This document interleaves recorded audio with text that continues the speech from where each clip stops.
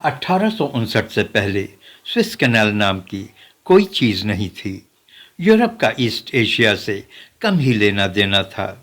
उस समय साइंस इतना डेवलप नहीं किया था। यूरोप में लोहे और स्टील की मशीनरी बहुत बाद में बनना शुरू हुई। वर्ल्ड ट्रेड इतना डेवलप नहीं हुआ था। हाँ, कुछ यूरोपियन कंट्रीज़ को भारत में पैदा हुए मसालों में ज़रूर दिलचस्पी थी। वास्को डी गामा का भारतीय मसालों में दिलचस्पी ने उसे भारत के केरल पहुंचा दिया था। आपको पता हो कि वास्को डी गामा पुर्तगाल से चलकर पूरे अफ्रीका कॉन्टिनेंट का चक्कर लगाकर एक गुजराती की सहायता से केरल पहुंचा था। लेकिन जैसे जैसे दुनिया में डेवलपमेंट होता गया, ट्रेड की आवश्यकता बढ़ती गई।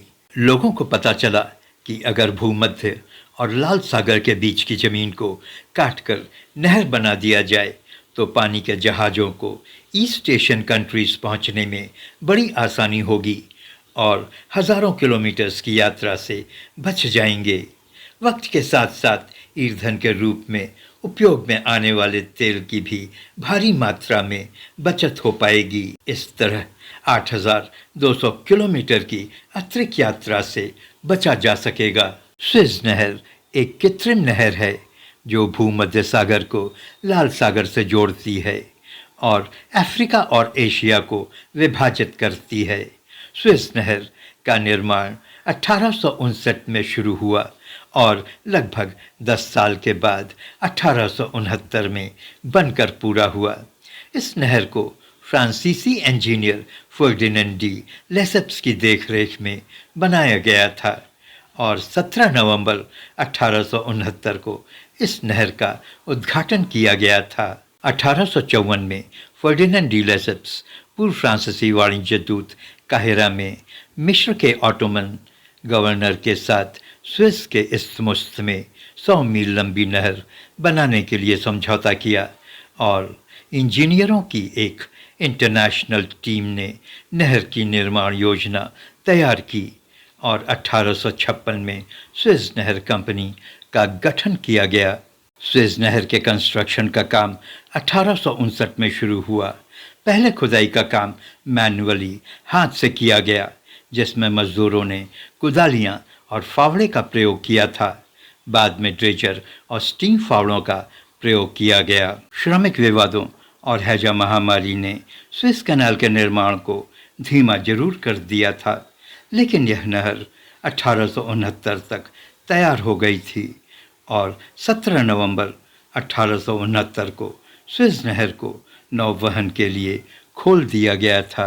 स्विस नहर जब बनकर तैयार हुई थी उस समय इसकी गहराई 25 फीट थी और यह तल पर 72 फीट चौड़ी और सतह पर 200 से 300 फीट चौड़ी थी।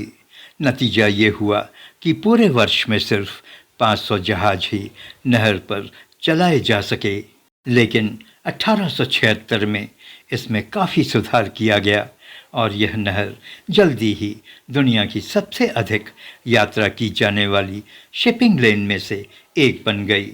इसकी कुल लंबाई 193 किलोमीटर थी।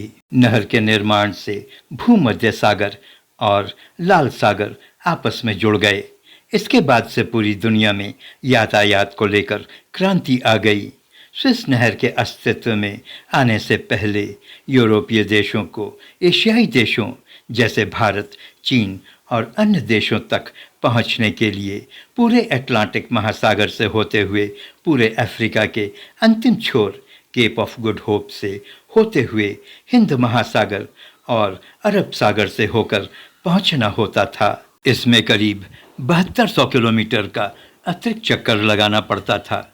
नहर के बनने से भारत, पाकिस्तान, कई पूर्व एशियाई देशों, ऑस्ट्रेलिया और न्यूजीलैंड आदि देशों के साथ व्यापार में बड़ी सुविधा हो गई है और व्यापार भी पहले से कई गुना बढ़ गया है। लेकिन कुछ देशों की आपस की खींचातानी के बीच स्विस नहर पर आवागमन प्रभावित होता रहा। दूसरे विश्व युद्ध के बाद स्विस कैनाल मिस्र के कब्जे में आ गया। इजराइल का आक्रमण, फिर ब्रिटिश और फ्रांसीसी सैनिकों का नहर पर कब्जा, लेकिन संयुक्त राष्ट्र के दबाव की वजह से 1957 में नहर का नियंत्रण एक बार फिर मिस्र के हाथों में आ गया।